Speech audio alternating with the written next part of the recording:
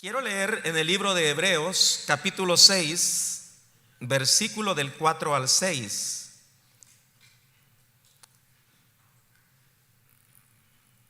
Permítame.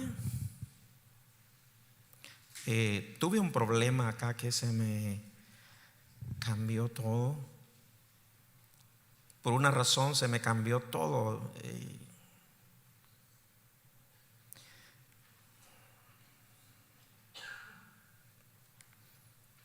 ¿Cuántos están listos para recibir? En el libro de Hebreos capítulo 6, si me lo puede poner por favor. Bien, leámoslo. Diga conmigo.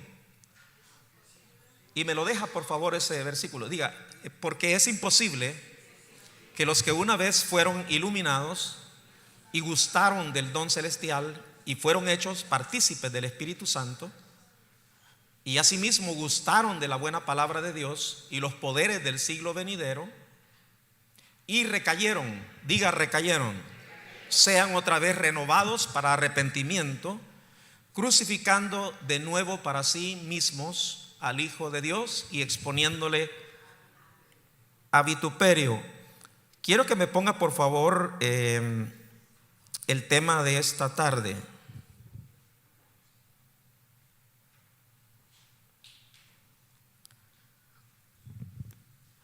Diga conmigo, las recaídas espirituales. Diga las recaídas espirituales. Y aquí habla de personas que han recaído espiritualmente. Y habla aquí, usted tiene que, en este momento, yo les pido a todos que no veamos de forma con liviandad este tema. En el libro de Filipenses dice que procuremos nosotros,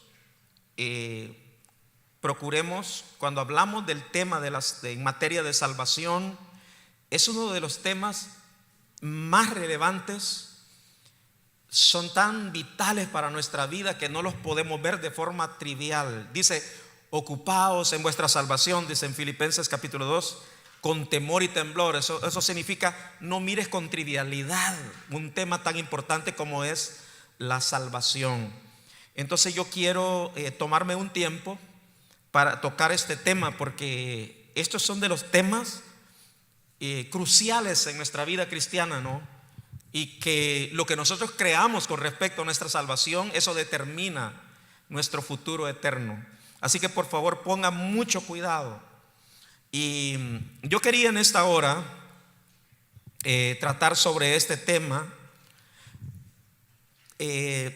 Saben una cosa, que hay una palabra, una frase que yo escuché y eso me impactó mucho hace tiempo. Yo escuché estas palabras: el único ejército que no levanta a los caídos, a sus caídos, es la iglesia. ¿Sabe usted que nosotros militamos en la vida cristiana? Somos soldados del ejército de Cristo. Somos soldados del reino de la luz. Todos somos un ejército. Pero eso me dolió mucho en mi corazón, ¿verdad? Que el único ejército que no levanta a sus caídos es la iglesia.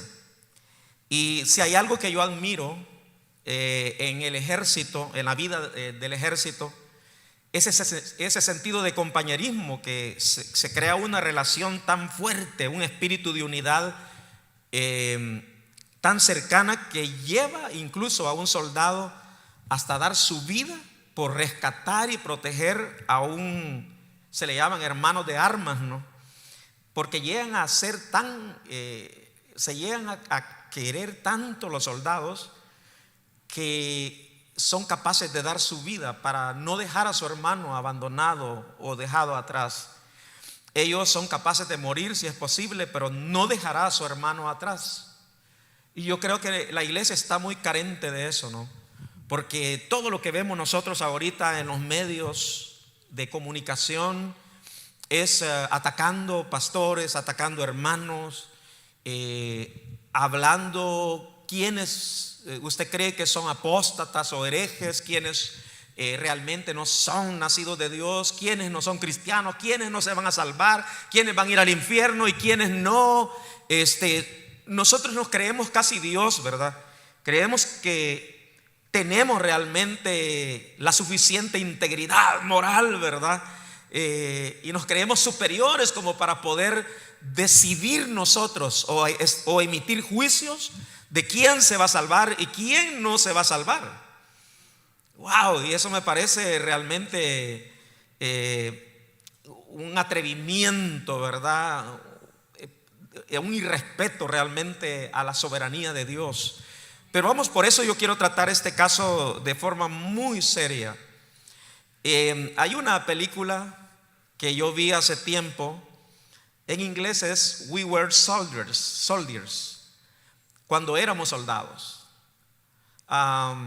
Y en esa película se refiere a cuando la primera batalla que se da los americanos en Vietnam. Y el teniente coronel que estaba dirigiendo a ese pelotón que estaba ingresando a las tierras vietnamitas es el coronel Hal Moore. Y él era cristiano. Y él oró así. me llama la atención, muy extraña la oración, pero dice: Padre Celestial, de rodillas. Este militar, ¿no? Antes de entrar en batalla, ¿verdad? Oró así: Padre, antes de entrar en esta batalla, cada soldado se acercará a ti y va a orar a su manera. Nuestros enemigos también, según su propio criterio, pedirán protección y victoria. Por eso nos inclinamos ante ti, nos humillamos, ¿verdad?, ante tu infinita sabiduría. Después se levantó él de rodillas. Solo se imagina eso, hermano, los soldados americanos pidiéndole protégenos, pero también los vietnamitas estaban diciendo protégenos. ¿Y a quién va a proteger Dios, verdad? Entonces él dice: me humillo ante tu sabiduría. Pero luego él dirigió estas palabras al pelotón de soldados bajo su cargo, y esa es la parte que más me conmueve, y realmente es algo que necesitamos los cristianos de hoy en día. Cuando este militar dijo: seré el primero en poner mi pie en el campo de batalla y el último en irme, y no dejaré a ningún soldado atrás, vivos o muertos, pero todos volveremos a casa juntos. A un soldado le preguntaron que por qué él se volvía a enlistar después de cumplir su tiempo militar y por qué él quería volver a la guerra, ¿verdad? Si es algo tan terrible.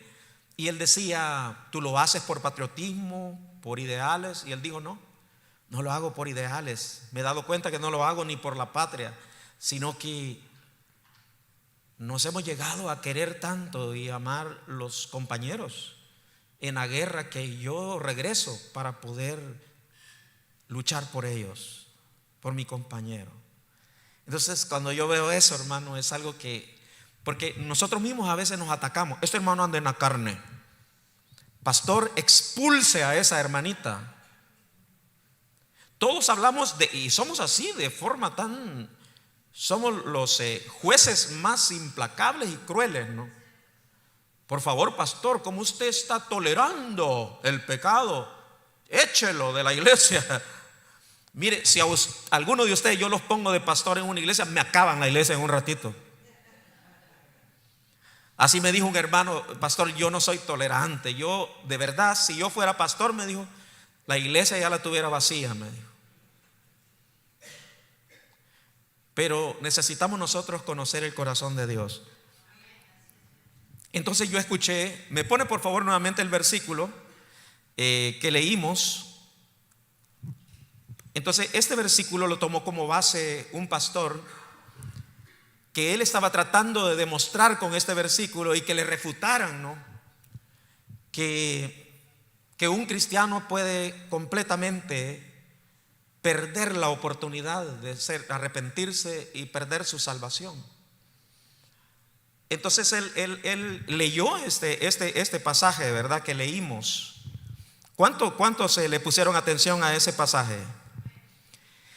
Ahí dice: porque es imposible que los que una vez fueron iluminados y gustaron del don celestial. Es decir, él empezó a comentar este versículo hablando de que se refería a los cristianos, que una vez que usted ha sido iluminado por la verdad de Dios, usted conoce la verdad, conoce la palabra de Dios, y que usted ha experimentado, ¿verdad?, al Espíritu Santo, el don celestial, la esperanza del cielo, y dice, y que fueron hechos participantes del Espíritu Santo, y asimismo gustaron, estuvieron ahí sentados de la buena palabra de Dios, y que también creyeron en los poderes del siglo venidero. Es decir, creyeron que había un cielo.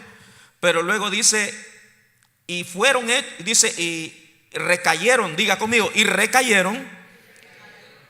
Es imposible que si recayeron sean otra vez renovados para arrepentimiento, crucificando de nuevo para sí al Hijo de Dios y exponiéndole a vituperio. Entonces quiero basarme en esto, pero quiero que ponga atención. Este libro de Hebreos, aún hasta el día de hoy, no se sabe quién es el autor. Pero el autor obviamente tiene que ser un judío. Pero esta carta fue dirigida a hebreos. Usted no puede interpretar la palabra de Dios sin un contexto, ¿verdad? Así que es importante nosotros tener un contexto claro de lo que está hablando ahí el escritor a los hebreos. Entonces, cuando habla ahí, esa carta va dirigida, diga, a los hebreos. Entonces, obviamente se está dirigiendo al pueblo hebreo, a los judíos. ¿Por qué se le llama hebreos? Se dice que esa palabra hebreo significa el que sale de un lugar a otro, y ahí se refiere que el pueblo de Israel, su origen, sus raíces fueron en Mesopotamia, en Ur de los Caldeos. De allí Dios sacó a Abraham, que es el patriarca, el padre de la patria de Israel. Es el que inició la nación de Israel. Entonces, cuando Pablo o el escritor escribe acerca de esto, no se estaba refiriendo a el hecho de que las personas podrían perder la salvación, o que las personas no pueden arrepentirse. No hay arrepentimiento y se cierran las puertas, ¿no? Porque al contrario, encontramos muchos versículos en la palabra de Dios. Hijitos, si alguno hubiere pecado, abogado tenemos para con el Padre, Él es fiel y justo. Encontramos la revelación de Dios a Moisés diciéndole que tu Dios es un Dios clemente, misericordioso, tardo para la ira, Él es amplio en perdonar y que perdona el pecado, y que Él se complace en tener misericordia. Entonces vemos a un Dios distinto, ¿no? Que no es alguien que cierra las puertas al hombre. Ahora, cuando hablamos esto de la salvación, yo no puedo determinar si alguien es salvo o no es salvo hasta el día de su muerte. Amén. Porque yo sé que hay personas que ahorita pueden estar perseverando en la vida cristiana. Algunos serán postreros y otros primeros. Quizás aquel que nosotros dijimos, esta persona es carnal o esta persona no es nacida de nuevo, puede ser que esa persona tenga un encuentro de transformación y que pueda llegar realmente a conocer a Dios de una manera más profunda. Y aquellos que hemos estado ya hace tiempo en la vida cristiana, vayamos en retroceso en la vida cristiana. Así que por lo tanto nosotros no podemos decidir quién es salvo o no es salvo, porque hasta el día de la muerte, mientras hay vida, habrá oportunidad de arrepentimiento. Ahora, pero cerrar las puertas, como decir, aquel que recayó, es imposible que pueda ser renovado para arrepentimiento. Lo que estaba hablando este pastor es que se están cerrando las puertas definitivamente para un arrepentimiento de alguien que pecó. Entonces, muchos han tomado pasajes como, bueno, el arrepentimiento es para la gente del mundo, los que pecaron. No, pero en la Biblia encontramos que cuando dice Juan, hijitos, no está hablando de la gente del mundo, está hablando de creyentes. Y que aquel que dice que no ha pecado, llama Juan, es mentiroso y se engaña a sí mismo, porque todos en algún momento vamos a necesitar el perdón de Dios. Aún la oración modelo refuta todo esto de que no hay arrepentimiento.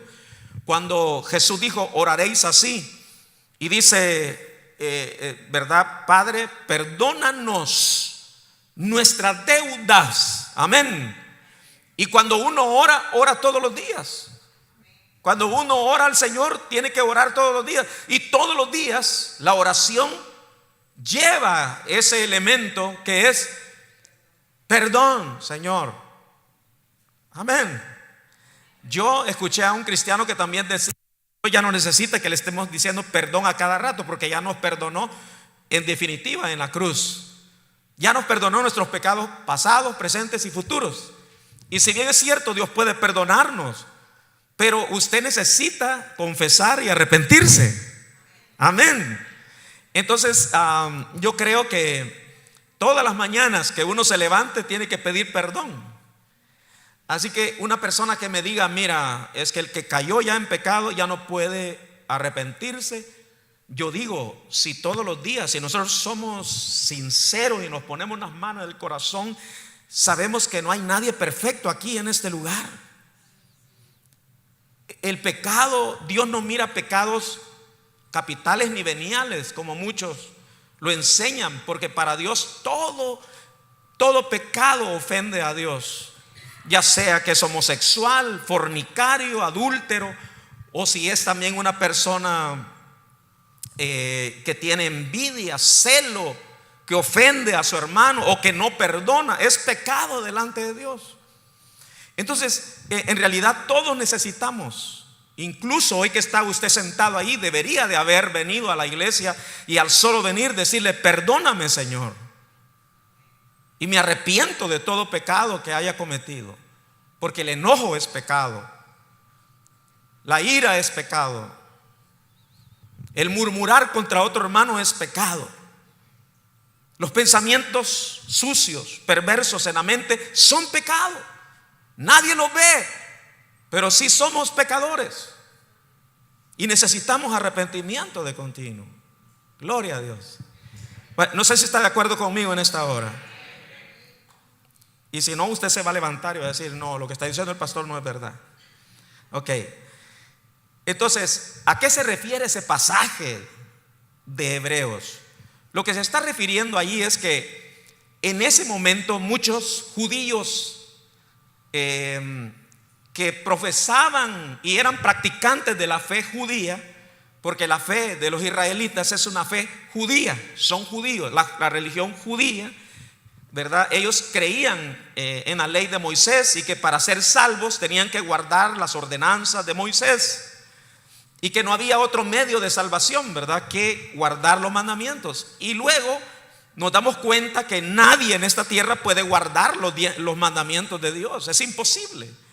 Entonces Dios proveyó un medio, que es un medio de gracia a través de Jesucristo, porque el hombre era imposible que pudiera cumplir. Entonces Él revela a Jesucristo. Entonces lo que pasaba es que estos judíos, alguien pregunta ¿por qué nosotros leemos el Antiguo Testamento? Es que sería imposible entender el plan de salvación de Dios si no leyéramos el Antiguo Testamento. Desde el Antiguo Testamento nosotros nos damos cuenta que para poder acercarse a Dios el hombre necesita de un sacrificio, de un sustituto, de un cordero que se sacrificaba en el templo y que tenía alguien que morir para poder pagar nuestras deudas, nuestro pecado. No sé si me están siguiendo en esta hora. Ok, entonces nadie puede acercarse a Dios porque es imposible, ¿verdad? No hay salvación sin remisión de pecados, sin derramamiento de sangre, no hay perdón de pecados. Entonces uno tenía que morir, que pagar en la cruz y derramar su sangre para limpiar el pecado. La sangre de Jesucristo nos limpia de todo pecado. Ok, eso es algo que el cristiano sabe, ¿no? Que Dios proveyó un medio para poder ser redimidos.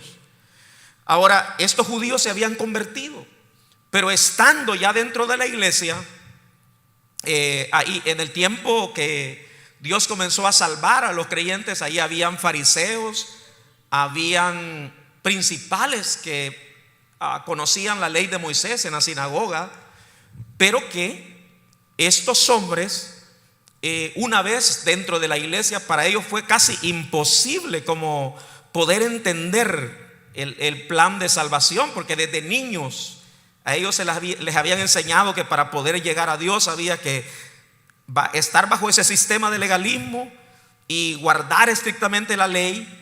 Y eran judíos devotos, pues, que vivían bajo el código de Moisés, guardando fiestas, días y cumpliendo ceremonias. Y ahora venir al cristianismo y que les digan: no, tú vas a ser salvo solo por la fe en Cristo. Entonces ellos decían: no lo entiendo. Y llegaron otros que los convencieron a volver atrás. Entonces esa palabra recaer, volver atrás, porque ellos ya habían experimentado, ¿verdad?, la salvación, supuestamente. El volver otra vez atrás a guardar la ley. Ya en el libro de los Hechos dice que algunos venían, maestros judíos, venían enseñando a los hermanos: si no se circuncidan conforme al rito de Moisés, no pueden ser salvos. Entonces ellos decían: estamos confundidos, porque aquí en la iglesia cristiana solo tenemos que creer en Cristo y es suficiente. Pero los otros le dijeron: no, tienen que circuncidarse, tienen que cumplir todos estos votos, si no, no van a ser salvos. Y eso les puso en una confusión. Y dijeron: si realmente estamos en la verdad, o tenemos que hacer obras para salvarnos. Y entonces ahí es donde empieza la confusión y comienzan a apostatar muchos judíos.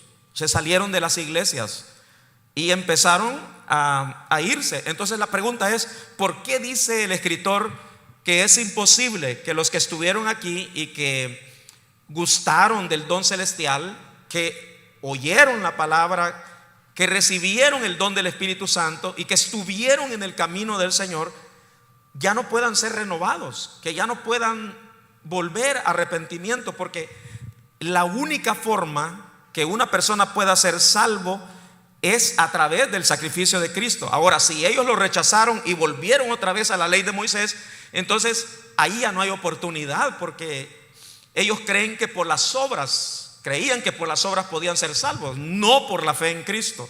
Entonces ya no había posibilidad para ellos como para poder arrepentirse. De eso se está hablando ahí el escritor.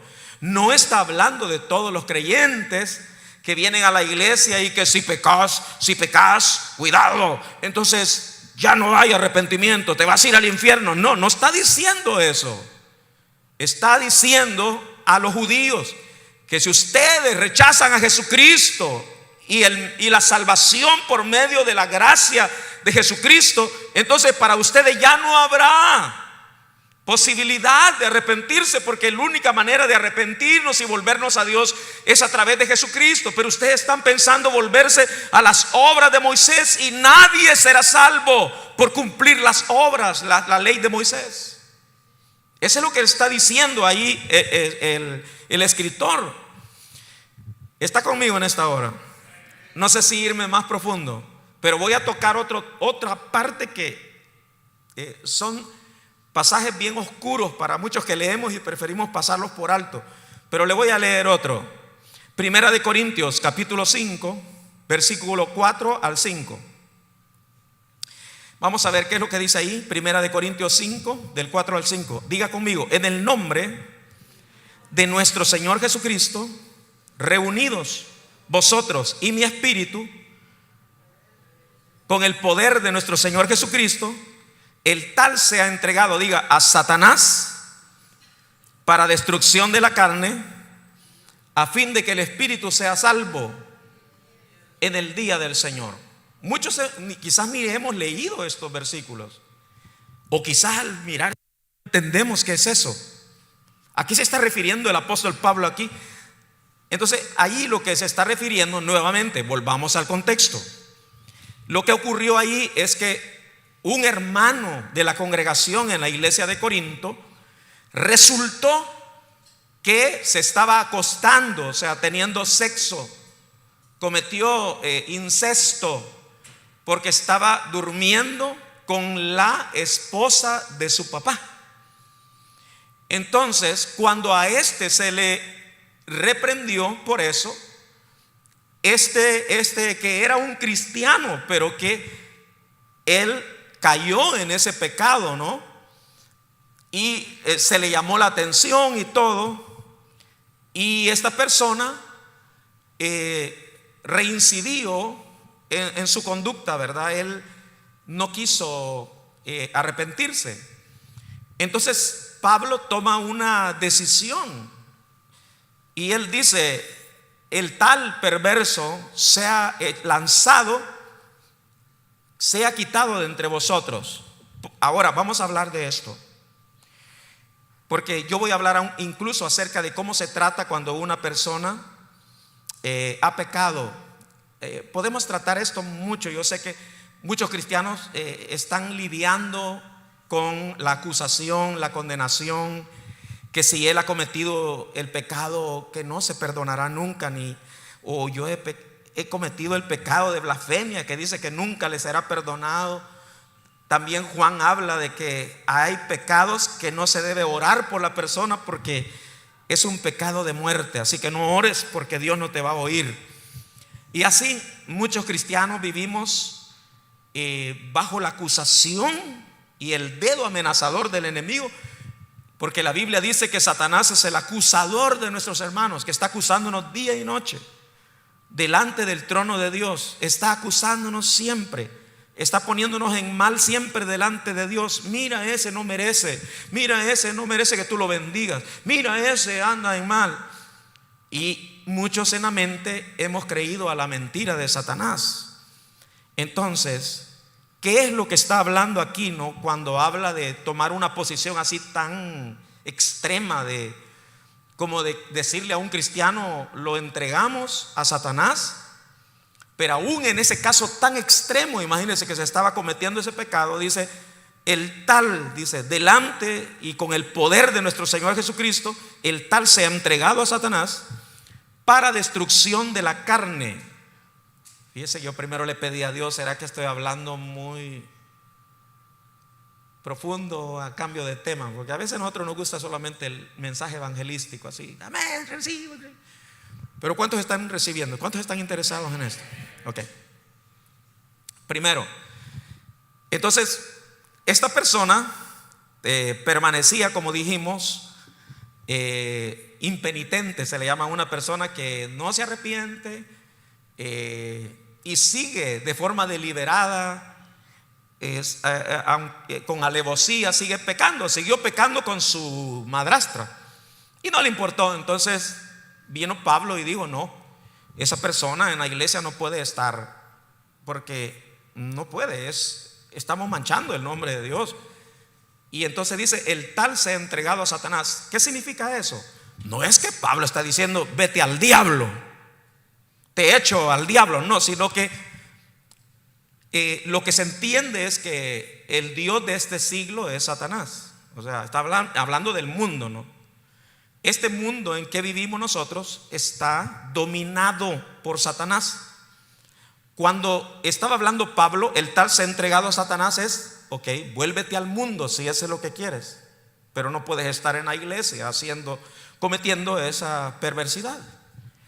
Entonces, y luego dice: para destrucción de la carne. Pero mire, aún Pablo, que es un caso muy extremo, no está diciendo: vete al diablo que tú no eres hijo de Dios, ni te vas a salvar nunca, sino que está diciendo: vamos, no, póngame atención por favor, esto es importante. Esto es importante. Vete al diablo de una vez porque tú no eres un hijo de Dios, no, sino que él dice con mucha misericordia y compasión, dice: el tal se ha entregado a Satanás, o sea, al sistema del mundo, para destrucción de la carne. Lo que está diciendo aquí es que en estos casos, como decir, tú quieres vivir fuera de la cobertura de Dios, de su protección, entonces vete a las tinieblas, al mundo, y allí vas a experimentar lo que significa servirle a Satanás. Entonces, eso es lo que ha pasado con muchos cristianos que se van fuera de la iglesia y entonces a los días vienen todos golpeados, hermano, porque han probado lo que es ser entregados a Satanás y lo que es estar bajo la bendición de Dios. ¿Está entendiendo esto?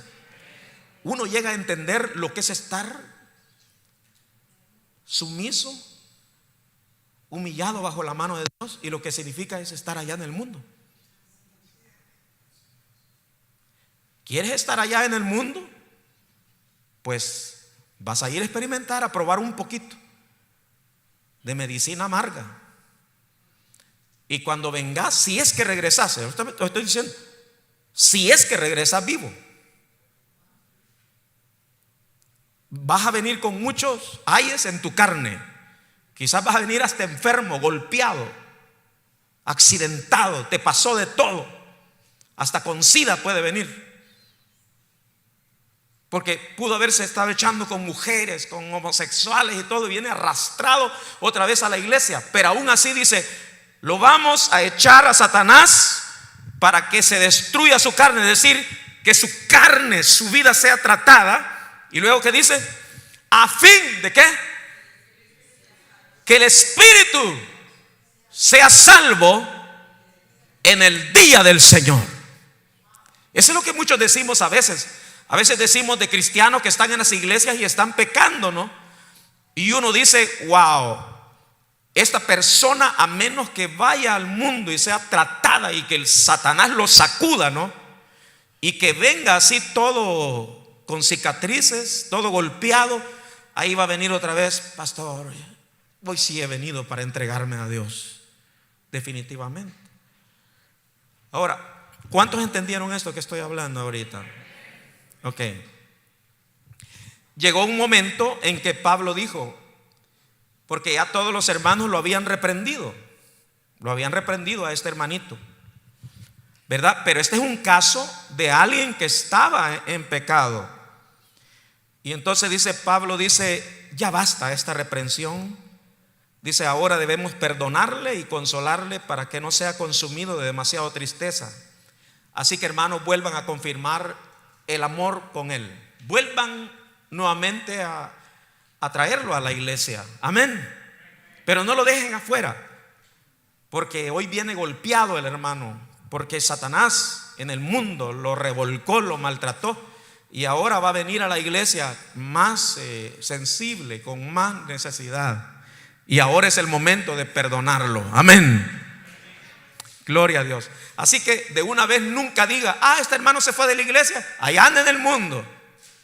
Ese nunca va a ser salvo. Ese quizás no era salvo porque hoy no está en la iglesia. Mire, yo escuché a un hermano que me dice, pastor, yo iba a una iglesia donde te amenazaban. Creo que era casi como una secta y yo no me había dado cuenta, me dice. Ahora viene a nuestra iglesia y él dice, pastor, a mí me amenazaban de que si me iba de esta iglesia, esta era la única, es la verdad. Y que si me iba a otra iglesia, hermano, yo ya estaba condenado y me iba a ir al infierno. Y así a mi esposa también la habían amenazado y nos costó salirnos, pastor, para poder estar aquí. Pero aquí nosotros no enseñamos eso. Amén. Ahora, vamos a ver. Esto va a ser muy delicado lo que voy a hablar ahorita. Primera de Juan, capítulo 5. Este es otro pasaje muy importante. Dice, si sabemos, diga conmigo, Primera de Juan 5. Léalo por favor. Yo les hago leer porque, y al que está dormido dice, hey, despierta, lee. Diga conmigo, y sabemos, ¿de quién está hablando? Que Dios nos oye. Amén. ¿Dios nos oye, sí o no? O sea, cuando oramos, Dios responde. Él nos oye. La oración es eficaz. Pero le dice, en cualquier cosa que pidamos. Y luego dice, sabemos que tenemos las peticiones que le hayamos hecho. Y si alguno, diga conmigo, viere a su hermano cometer pecado que no sea de muerte, aquí sí nos puso bien dura la cosa, ¿va? ¿Y cuál es ese pecado de muerte? Dice, póngame atención. Si usted viera a un hermano cometer pecado que no sea de muerte, pedirá y Dios le dará vida. Esto es para los que cometen pecado que no sea de muerte. Hay pecado de muerte por el cual, ¿qué dice? Yo no digo que se pida. Y entonces esto se da mucho en las iglesias. Hermano, esta hermana anda endemoniado, yo ni las manos le pongo. Y no que me vaya a decir que ore por ella, porque esta persona anda en el pecado de muerte. Y el problema es que ni sabe él qué quiere decir, cuál es el pecado, mentado pecado de muerte. ¿Y qué tal si usted ha cometido ese pecado de muerte? Que aunque nosotros pidamos, Señor, dale vida a esa persona, avívalo, levántalo, y Dios decirá, ¿por qué me estás pidiendo por él? ¿Sabes que no tenés que pedir? Él ha cometido el pecado de muerte. Nunca los había hecho pensar tanto como hoy, ¿verdad? Amén. Entonces es lo que está diciendo Juan. No pidas, es por gusto. Los intercesores pueden matarse todo el tiempo orando y no va a haber respuesta. Y por más que me pidas, yo no le daré vida a esa persona porque ha cometido el pecado de muerte. Uy, esto está duro.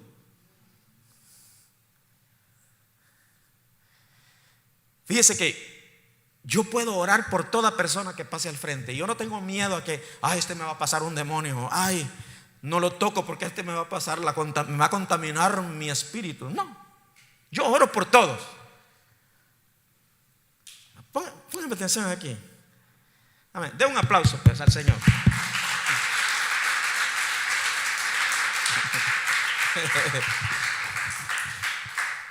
Sabe que mi hijo iba a rentar un lugar más grande, ¿verdad? Y cuando él hizo entre los hermanos un consenso de los hermanos de la iglesia de inglés en español, en inglés en la mañana, varios hermanos dijeron que no estaban muy de acuerdo porque no les gusta esta hora donde estamos nosotros. A mí me toca la hora más dura, hermano, porque muchos acaban de meterse una paisa, hermano. Vienen de comer chicharrón, sancocho, no sé. Y aquí vienen a digerir. Este es el tiempo más.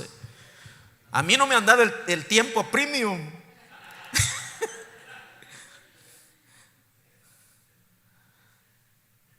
Si no es el peor momento. La gente, o también porque no ha comido, entonces está pensando en las tortillas que andan volando allí. Pero la cosa es que y les estoy hablando temas pero tan cruciales y relevantes. Porque, ¿y qué si usted cometió el pecado de muerte? Y usted ha estado orando y Dios no le oye. Y le dice, Señor, avívame, porque me siento muerto espiritualmente. Y le dice, ya sabes, que no me pidas, es de más.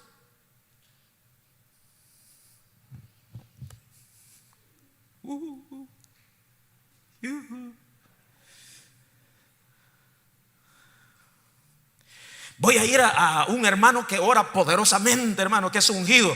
Dice, no, por más que vayas a buscar a quien sea, hasta el Papa puedes ir allá a Roma y no te va a escuchar Dios. Wow. Pero si arriba estaba diciendo que Dios todo lo que pidamos Él nos oye. Pero ahora dice, pero no me pidas a este que ha pecado con pecado de muerte, porque a ese no te oiré. Wow, esto está duro.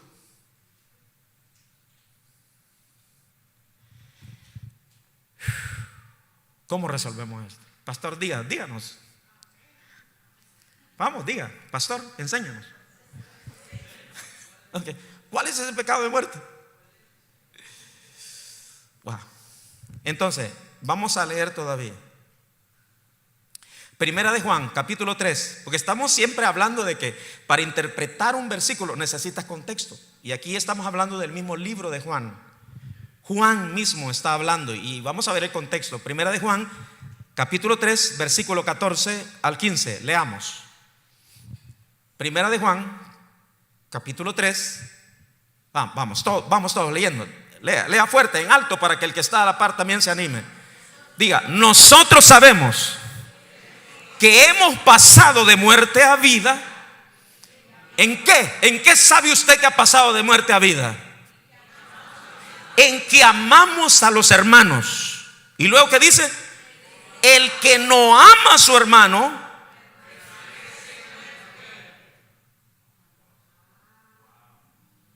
ahora siga. Siento la presencia de Dios aquí. Esto ya se puso bueno.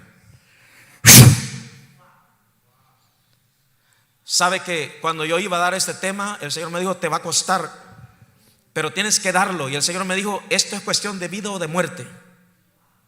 Y yo sentí un agrado en el Señor. Quiero que hables la verdad, lo que yo quiero hacer con mi pueblo. Entonces, wow, aquí rompo todo espíritu de religiosidad, toda mentira del diablo en la mente, cae todo velo de ignorancia en el nombre de Jesús. Requema este quiendo roboshikama ekarabashokoma yenderia rebashiki duromanda rabashekiama o roboshiki kema. Espíritu de mentira, fuera en el nombre de Jesús. Diga conmigo: el que no ama a su hermano permanece en muerte. Y todo aquel, diga conmigo, que aborrece a su hermano, ¿qué? Es un asesino.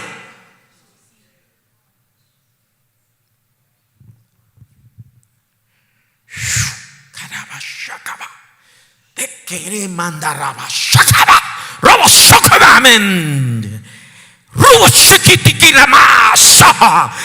fuera todo espíritu de mentira. El que aborrece a su hermano es asesino, es homicida.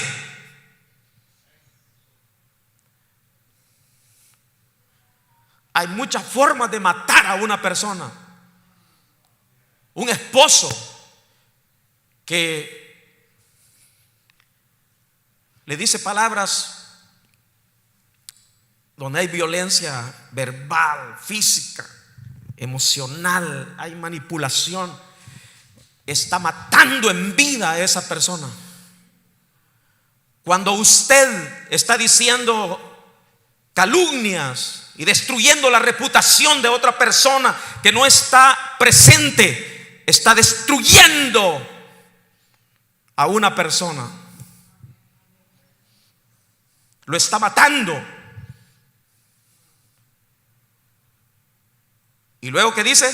Esto es más grave. Y dice: y sabéis que ningún homicida tiene vida eterna permanente en él. Por eso es que la persona dice: yo no sé si voy a ser salvo. Hay una duda siempre constante, ¿no? ¿Y si muriera hoy, me voy con Cristo?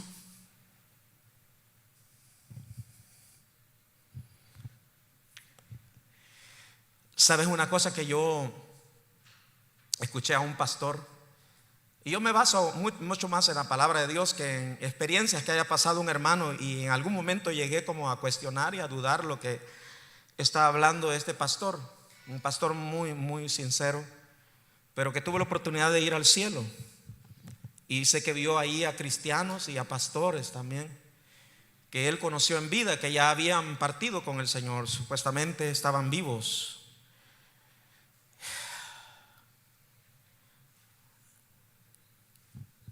Y vio también en el infierno a pastores y hermanos.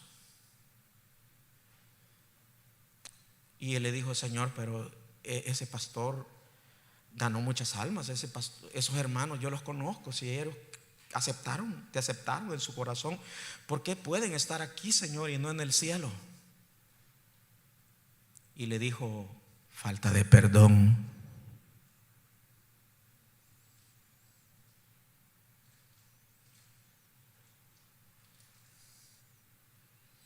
Ahora te voy a leer para que tú me entiendas más de lo que yo estoy hablando. Dice: el que aborrece a su hermano, diga que es homicida, y un homicida no tiene vida permanente en él. Ahora te voy a leer otro pasaje, que esto sí te va a confirmar lo que yo te estoy diciendo. Marcos 11, 25 al 26. Marcos 11, del 25 al 26. No sé si lo había anotado yo allí, pero si lo tienen, Marcos 11, versículo 25 al 26. Vamos. Y dice así la palabra del Señor. Y cuando Marcos 11, versículo 26. Creo que no lo tenían los hermanos, por eso se están tardando. Pero vamos a leerlo. Diga conmigo: y cuando estéis orando, perdonad si tenéis algo contra alguno, para que también vuestro Padre que está en los cielos os perdone a vosotros vuestras ofensas. Porque si vosotros no perdonáis, tampoco vuestro Padre que está en los cielos os perdonará vuestras ofensas. Ok. ¿Qué necesitamos para ir al cielo? ¿Qué es lo primero que uno, al acercarse a Dios, qué es lo que uno hace para reconciliarse con Dios y para estar a cuentas con Dios? ¿Qué es lo primero que uno que hace?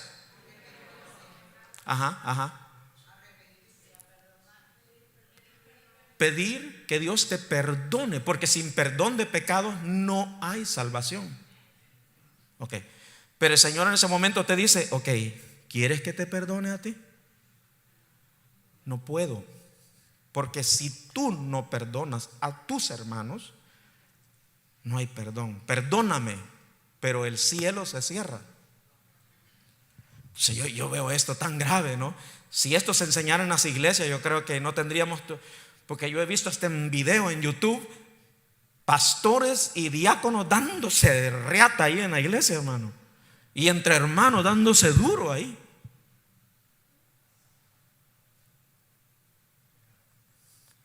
¿Y cómo podemos ir al cielo? Eso es lo que dijo: si tenéis algo contra alguno, ora. Primero vea, perdónalo, perdona sus ofensas, porque si ustedes no perdonan, tampoco mi Padre les va a perdonar.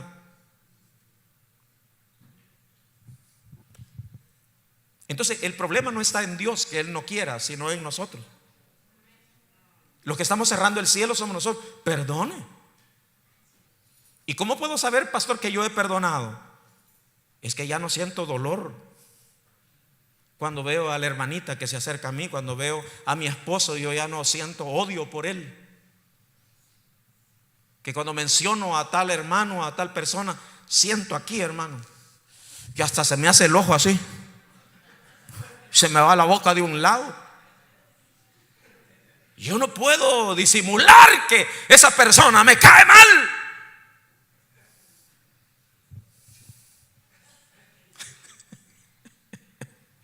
Si alguien quería comprobar qué se siente cuando uno realmente no ha perdonado, ahí está. Siente la punzada todavía. Cuando le mencionan a la mujercita que tuvo antes, ¡ay! Ni me hable de eso. O el hombrecito que tuvo, ¿verdad? Ni en fotografía, perdón. Entonces, vamos a ver Mateo 5. Todavía vamos a ir más a profundo. Mateo 5, 22 al 23. Vamos a ir terminando ya esto, porque ya los puse a ustedes en qué pensar. Dice,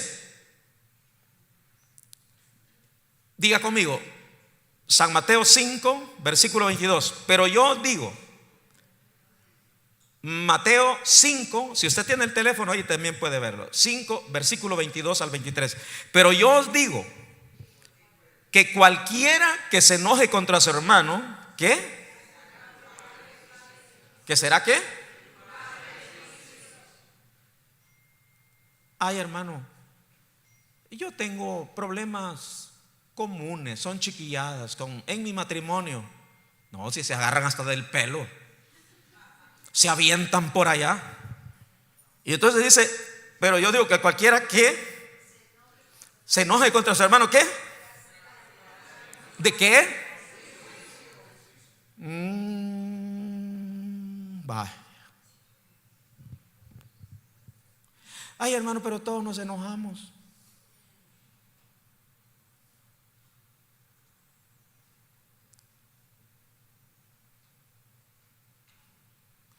Yo soy así porque mi abuelo también era así. Era un viejo bravo y de él salí yo.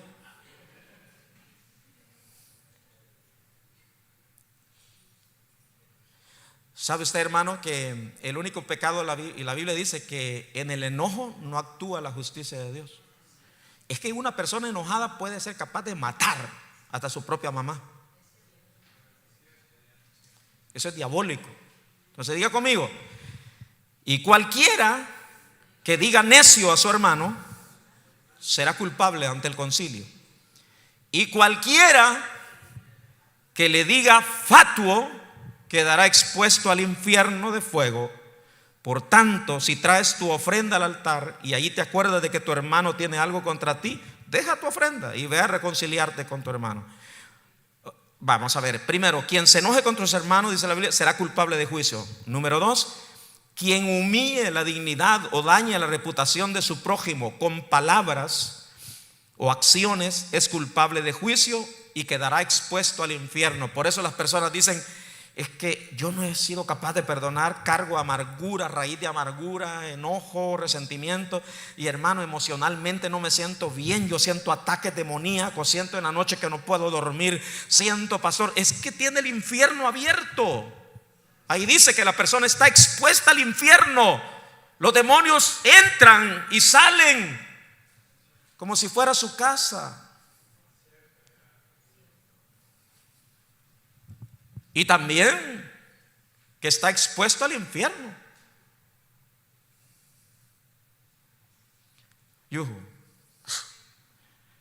Wow. Ahora, pastor, mire, terminamos ya con el pecado de muerte, ¿no? Entonces, ¿cuál es el pecado de muerte que estaba hablando Juan? Si no me dicen es que no han entendido todavía. ¿Cuál es el pecado de muerte que dice Dios? No me pidan que yo no oigo. Mire, le puedo decir una cosa. Cuando sucede esto, lo primero que hacemos nosotros en liberación, si alguna persona viene a mí pidiendo, pastor, yo estoy atormentado por demonios, por favor, ore para liberación, ore por mí. Yo primero lo que pregunto es si usted, número uno, el orgullo, y número 2, es la falta de perdón. Si no hay perdón, no hay liberación, no hay sanidad, ni hay perdón de Dios. No es porque yo diga.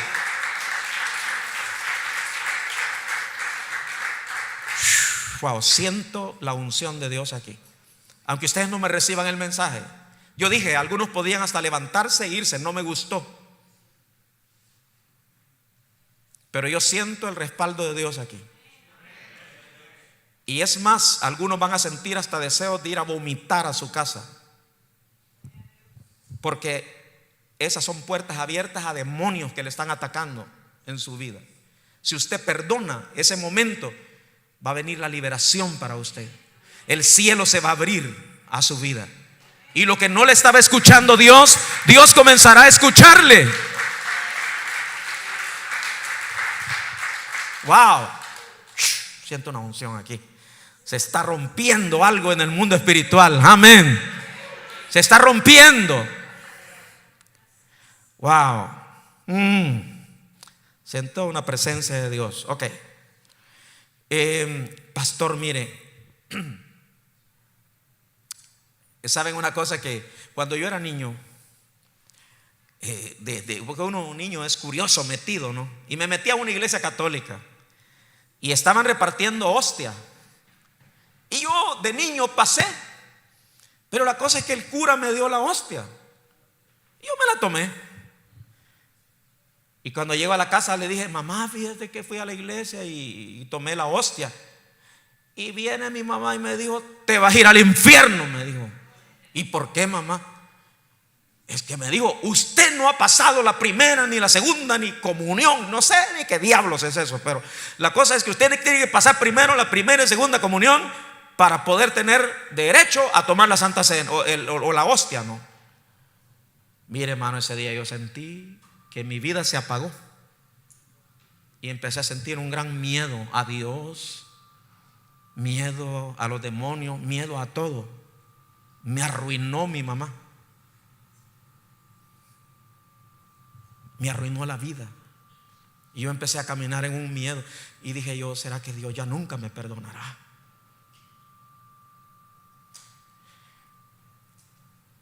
Y cuando yo veo estas palabras de Cristo, Mateo 12, lea conmigo, Mateo 12,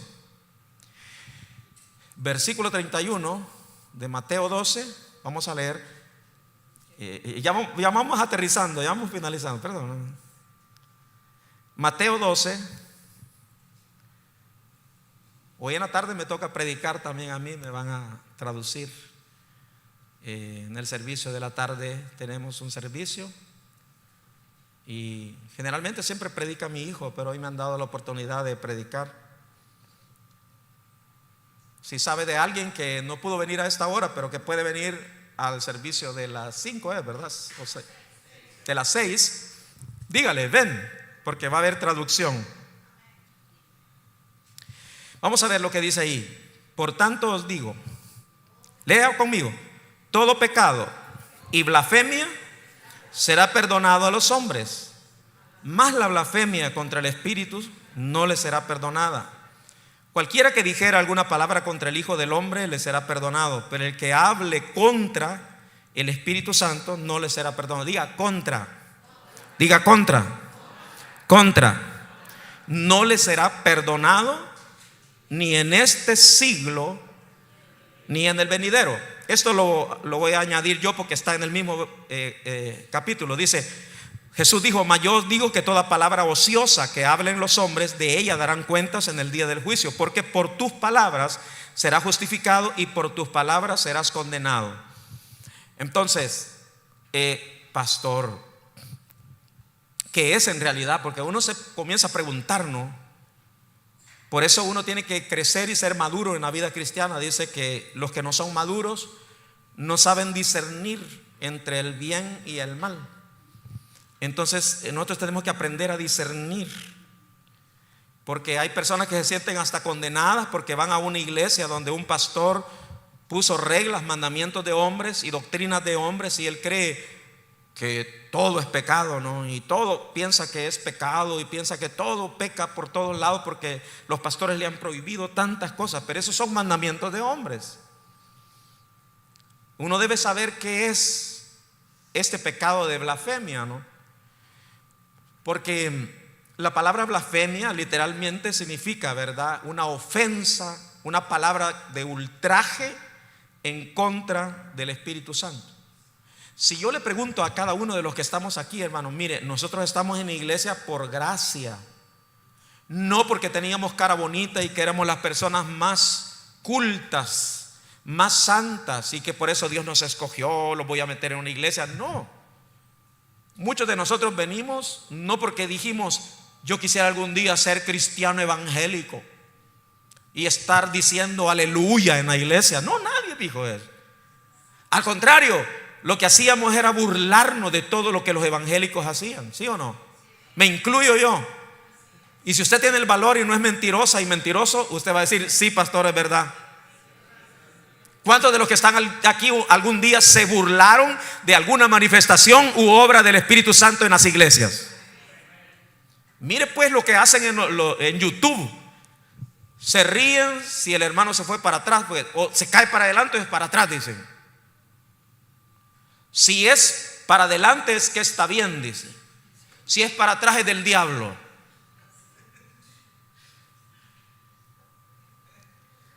Si el hermano se ríe, eso es del diablo. Si el hermano llora, de todos modos estamos cruzados. Eso es del Espíritu, eso no es del Espíritu. Pues eso pasaba en el tiempo de Cristo. Los fariseos Acababa el Señor de echar fuera demonios, imagínense. ¿Y sabe qué dijeron los fariseos? ¿Saben con qué poder Jesucristo echó fuera esos demonios? Fue con el poder de Satanás que echó fuera esos demonios. Entonces allí fue donde Jesús tomó de base para decir blasfemia del Espíritu Santo. Pero vamos a estudiar más a fondo, y con esto voy a terminar porque tenía muchas otras cosas que hablar, pero ya no me queda tiempo. De cómo debe tratar uno a un cristiano que ha fallado en la iglesia. Vamos a ver.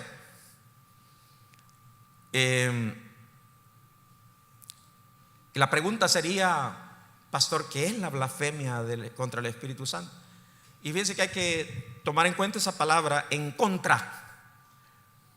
Entonces, ¿y cómo puedo saber que yo no he cometido esa blasfemia? Porque la Biblia dice que no le será perdonado ni en este siglo ni en el venidero. Entonces, sí, ahí estamos mal. Porque si yo cometí el pecado de blasfemia, quiero decir que nunca voy a ser salvo. Saben que yo tengo un hermano, pero el diablo le ha puesto una gran mentira. Él me dice: mira, me dijo, yo me voy a ir al infierno, me dijo. Es que yo no creo que Dios me perdone, a mí he cometido muchas cosas tan malas. Entonces él mismo está pensando que no merece el amor de Dios, sino el castigo, o sea, eterno.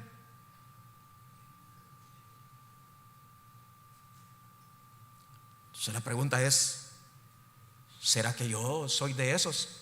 Y que por eso yo me siento tan lejos de Dios, no puedo tener comunión con Dios, porque quizás yo cometí el pecado de blasfemia y nunca me perdonará Dios. ¿A qué se refiere eso, pastor? Mire, por eso le digo, volvamos al contexto. Estaba hablando de los religiosos, fariseos, que lanzaron esa injuria, o sea, ese ultraje a la obra ellos ultrajaron la obra del Espíritu Santo, y a Jesús también, ¿verdad? Pero sobre todo al Espíritu Santo, que estaba obrando una liberación en ese momento. ¿Se ha fijado que hay personas que aún todavía dicen: esa no es liberación, esos son demonios, que ese hombre no es un hombre de Dios, ese es un hereje, ese es un brujo? Y comienzan a acusarte. A Jesús lo acusaron de ser brujo también. Pero ¿sabe qué es lo que hace eso? Es que desde ese momento, para saber si tú eres una persona que cometió ese pecado de blasfemia y está dentro de esa blasfemia, es que quien blasfema contra el Espíritu Santo no muestra ningún deseo de arrepentirse ni de acercarse a Dios. También es el resultado de un corazón que, viendo claramente la verdad de Dios, decide endurecerse voluntariamente, ¿no? Y rechazar esa obra del Espíritu Santo hasta morirse. Esa era la situación de los fariseos. Póngame atención a eso. Es que los fariseos, hasta el día de hoy, los judíos no creen ni en Jesús como el Salvador, ni al Espíritu Santo. Ellos lo rechazan. Entonces ahora la pregunta es: ¿cómo puede alguien salvarse o recibir el perdón de Dios si rechazas al Espíritu Santo? Porque vamos a ver, el caso de la blasfemia contra el Espíritu Santo es mostrar un desprecio o un rechazo a la obra de Dios a través del Espíritu Santo. No se trata solamente de que ofendiste al Espíritu Santo o te burlaste, sino que es algo más serio. Es rechazar, póngame atención, de forma consciente y persistente la obra del Espíritu Santo en nuestras vidas.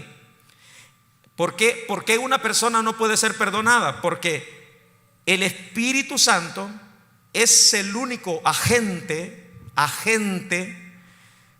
que Dios ha enviado y que puede convencernos de pecado y nos puede guiar al arrepentimiento y nos acerca al perdón de Dios. Rechazarlo es rechazar el camino que te lleva a la reconciliación con Dios. ¿Cuántos entendieron esto? Ahora, yo sé que muchos de los que están aquí, yo les pregunto, ¿usted está en contra del Espíritu Santo? Levante la mano si hay alguien que está en contra del Espíritu Santo.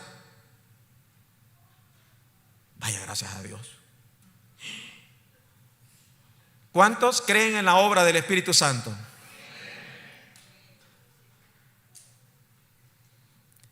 Entonces ustedes no tienen ese pecado.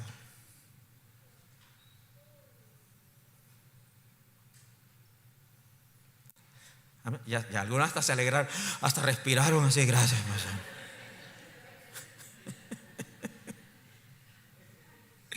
Ay.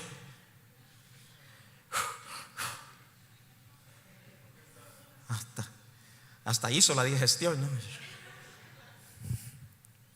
Ok, ¿cuántos están contentos por sentir esa paz, no? Ok. Ahora, termino. ¿En qué se diferencia la acusación de Satanás a nuestras vidas con la obra del Espíritu Santo, que es convencernos de pecado y redarguirnos de pecado? El Espíritu Santo es el único agente que Dios ha enviado a la tierra para redarguirnos. Cuando usted siente eso, ese redarguido, usted siente cuando uno le ha fallado a Dios o que está a punto de hacer algo y el Espíritu Santo lo redarguye, es que Él está obrando en nosotros.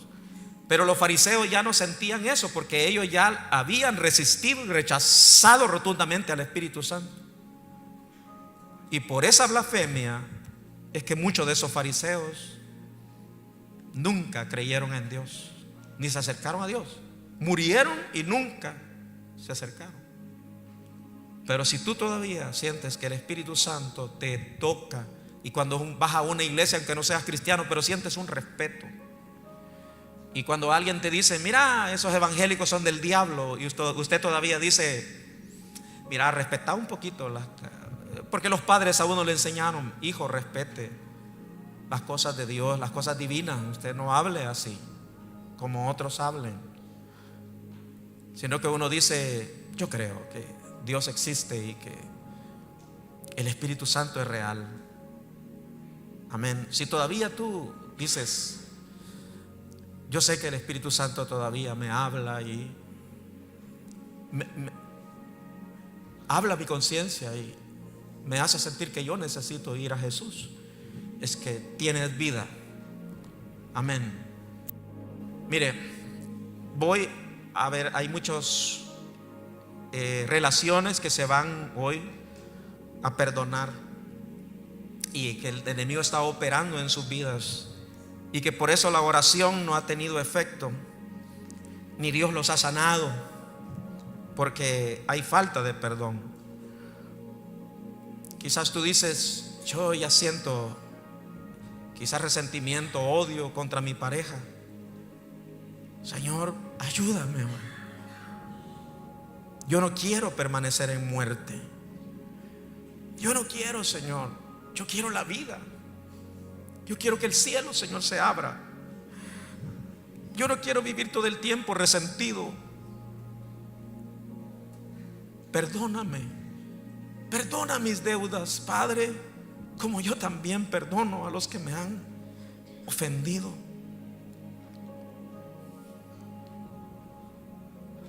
Ayúdame. Gracias porque tenemos un Dios a través de Jesucristo, quien es fiel y justo para perdonar nuestros pecados. Tenemos un abogado justo y fiel que nos puede perdonar nuestros pecados. Padre, gracias. Yo no rechazo, Señor, la obra de tu Espíritu. Yo sé que tú vives, Dios, que eres real y que Jesucristo vino a morir por nosotros. Y creo también que el Espíritu Santo a veces me toca, pero yo soy el que resisto cuando Él me habla. yo voy a pedir aquí a jóvenes y a personas que quieran pasar. Yo quiero que usted venga hoy y yo sé que va a haber ahorita un rompimiento. Usted se va a acercar más a Dios. Y por eso es que muchos no tenemos una oración y no podemos llegar a Dios, porque decimos: Dios está enojado conmigo, me siento tan lejos de Dios, me cuesta orar, pastor, me cuesta orar, siento que Dios ya no me oye, siento que Dios ya no escucha mis oraciones. Pero en este día usted va a poder acercarse más a Dios. Se va a romper hoy ese espíritu de condena, de acusación. Dios te puede perdonar hoy. Dios te puede perdonar. Todavía el Espíritu Santo te está tocando. Ya no lo resistas más. Ya no estés en contra del Espíritu Santo. Ven a Él. Él te quiere perdonar. Él te quiere salvar. Voy a hacer un llamado. Si alguien quiere aceptar a Cristo, levante su mano derecha y diga: yo quiero recibir a Jesús. Usted ha estado mucho tiempo resistiéndose al Espíritu de Dios. Levante su mano derecha. Si hay alguien que quiera recibir a Cristo, levante su mano derecha ahí donde está en su asiento. Yo voy a orar por usted. Y sepa que Dios le perdona. Él no tiene que decir usted que usted ya no tiene derecho a que Dios lo bendiga. Dios puede perdonarte en esta hora, porque la sangre de Jesucristo nos limpia de todo pecado. Dios no te ha cerrado el cielo. Quizás el diablo te ha dicho: tú no eres hijo de Dios, no eres nacido de Dios, tú nunca serás un cristiano verdadero, eres falso. ¿Cuántas cosas el enemigo te ha puesto? Hoy puedes venir a Jesús. Vamos. O si usted se ha apartado de los caminos del Señor, también es una buena tarde para que venga al Señor. Voy a hacer el último llamado. Si hay alguien que siente en su corazón hoy que el Espíritu Santo todavía lo está tocando para venir a Jesús, hoy es el tiempo, hoy es el día para venir a Jesús. Aleluya.